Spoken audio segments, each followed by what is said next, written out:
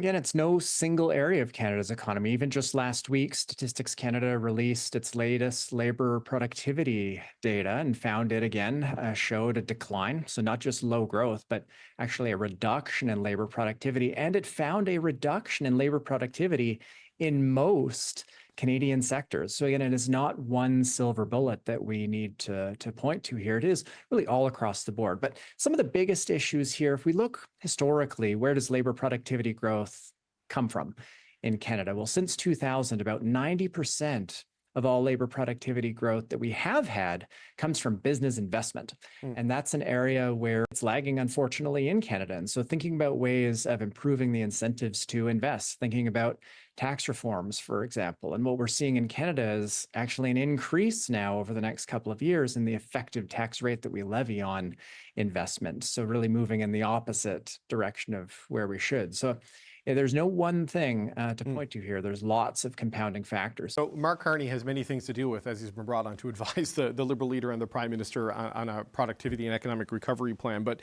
when I looked at the analysis you did, it was published on the webpage of the Hub, you reported that if Canada kept pace with the U.S. over the past 2 years, the economy will be 8.5% larger, about $6,200 more in income per Canadian each year.